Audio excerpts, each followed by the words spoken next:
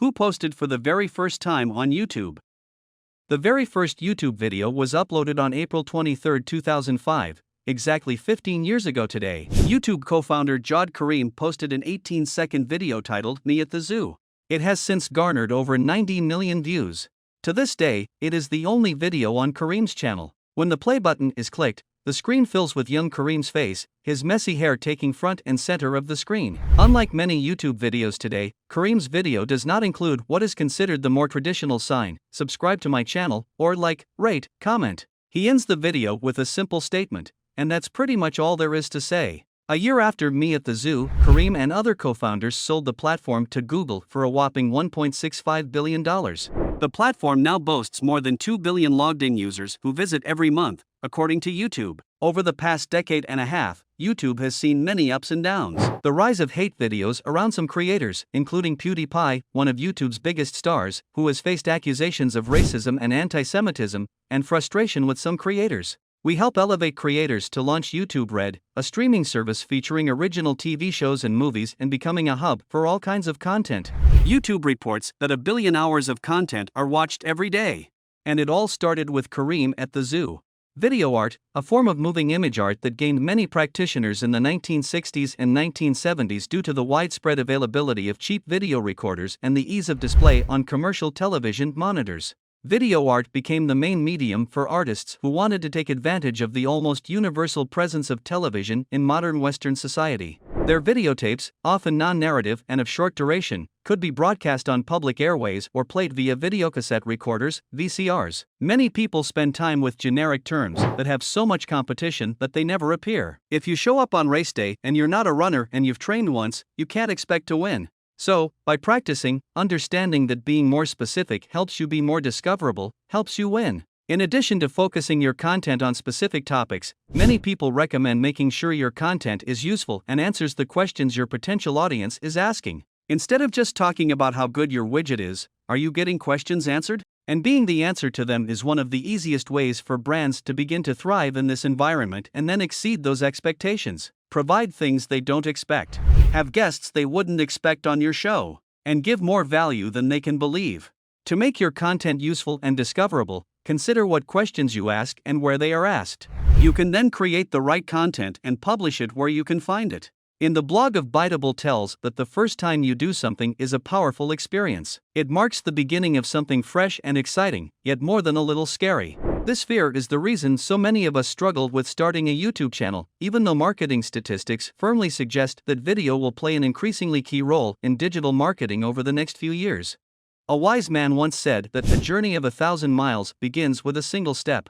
You may not have realized it, but you're taking that step right now. In this post, we're looking at the first videos of successful YouTube channels to help you with ideas for your first YouTube video. Uploaded by YouTube co-founder Jawed Karim, Me at the Zoo was the very first video ever published on YouTube. At just 18 seconds long, it's short, sweet, and shot at the San Diego Zoo by a friend of Karim's. The oldest video on YouTube, the platform that would ultimately go on to change the way we consume video, was perfectly imperfect. There were no fancy film crews, no editing, no hair and makeup, just a guy talking about elephants. 12 years later, YouTube has over 1 billion users, reaches more 18 to 49-year-old in the US than cable networks, and can be accessed in 76 different languages. People from all over the world, with different interests and passions, have used YouTube to grow careers, find their communities, and create phenomenal content. And it all started with one simple video.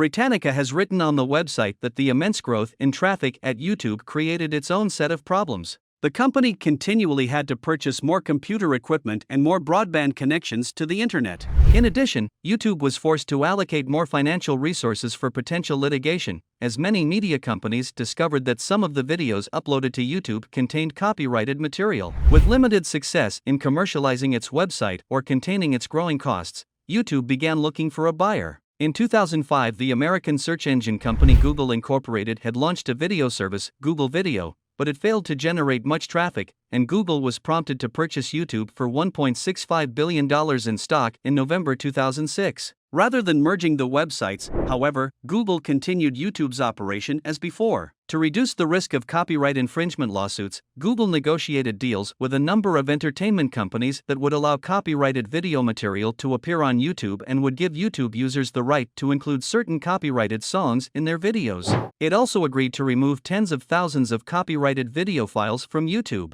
In November 2008, Google reached an agreement with Metro-Goldwyn-Mayer, Incorporated, MGM, to show some of the studio's full-length movies and television shows, the broadcasts being free to watch, with advertisements running alongside the programs. A person may have no idea how significant this content would be and how culturally significant this platform would become. Thank you for creating something that has helped entertain, inform, and connect the world since its inception in 2005. You have my utmost respect for actually seeing what this platform is coming to. It's sad that the co-founder has to witness it. We want the YouTube you helped create to come back. I hope all is well with you. The start of an amazing platform that gave back to creators and enabled a community of people around the world. Thanks to Jod for being a part of its creation as well as its history by uploading this first ever YouTube video. There is a lot of pressure to get things right the first time. Let's be honest, most of that pressure comes from you. You want your first YouTube video to be as perfect as possible. You fear that if you change direction later, you will be seen as a flake. If you've been sweating over your first YouTube video for months, brainstorming ideas, trying to draft a script, and putting together a fancy budget for special effects, stop. Sit somewhere comfortably, get some decent lights, and tell us about yourself. Want to introduce your company, but not sure whether to sit in front of the camera? We've got you covered. Just use one of our business templates to create a quick, professional video and tell the world about yourself. You can customize the video by uploading your own footage or adding commentary. A great idea running through your YouTube channel can help you stand out. What is the heart of your brand? How can you make your product fun or exciting? The thing is, the first videos will never be perfect. The fact is, it doesn't have to be. You'll learn new skills and improve all the time while making videos. The way you do things will change. Today's YouTube videos are nothing like the first, and neither will yours. Once you've got the first one, you can move on to tackle some of the other YouTube video ideas in our ultimate list. If you keep waiting for the perfect idea or the right moment, you will never find it.